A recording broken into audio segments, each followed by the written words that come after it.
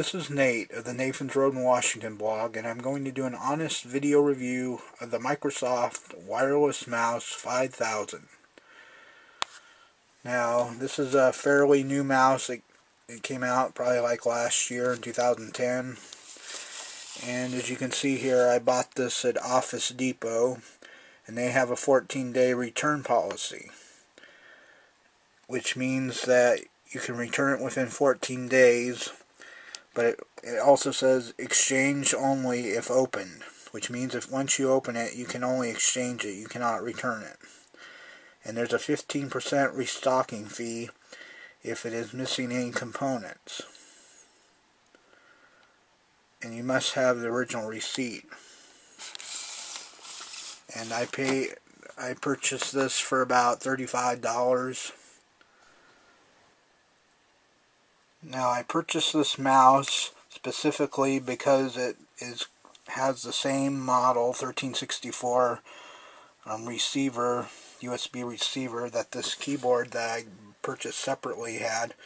So that way I could use both devices together with just one USB receiver. And it's kind of weird because this mouse, of course, is the 5000 model, but the keyboard with the same receiver is actually the 3000 model.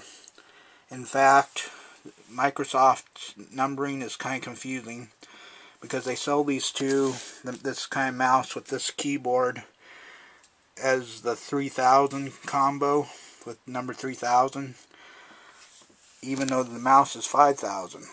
And make matters worse, Microsoft also has another 5000 mouse, which is Bluetooth.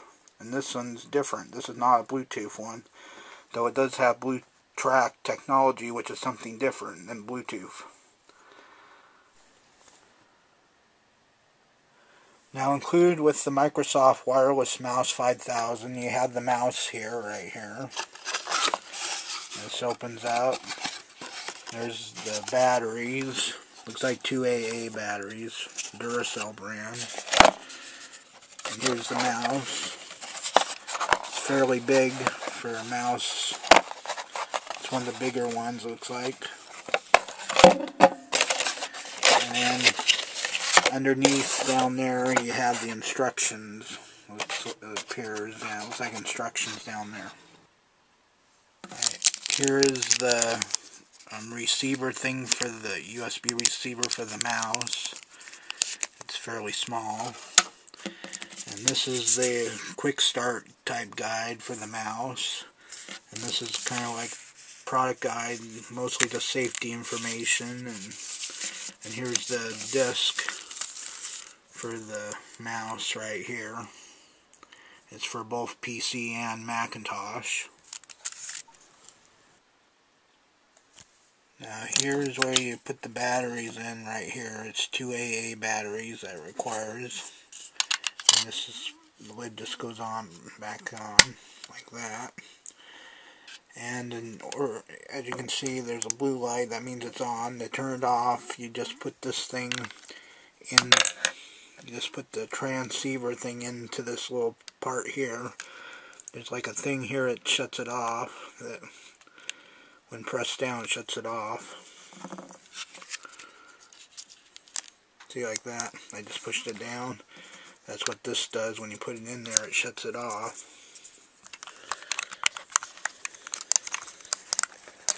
Like that. Now it's off.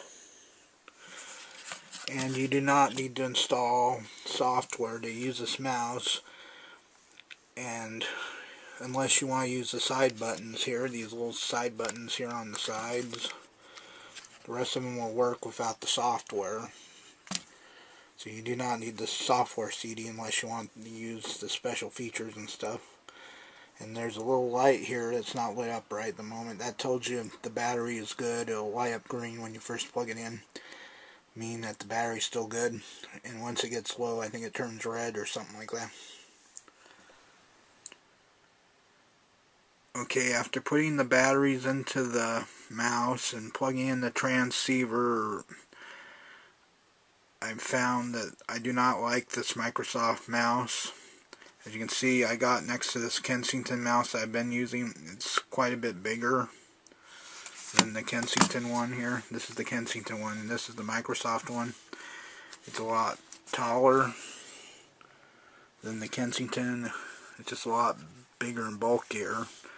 And it's hard to see, but looks like it also gets fingerprints on here. Fingerprints show up on this one. They don't really show up on this Kensington one that I have here. Finally, I want to say I would not recommend this Microsoft mouse, because here's the keyboard, Microsoft keyboard, USB transceiver, which is the same model as the mouse. I tried the keyboard one into the mouse, or to try to use it with the mouse, and it would only work with the keyboard, and the mouse one only will work with the mouse. You cannot use, even though they're the same model, you cannot use just one for both the keyboard and mouse for this Microsoft model 1364. So that, plus the size, how big the mouse is, I would not recommend this mouse. And this is Nate with the Nathan's Road in Washington blog. See you on the next review.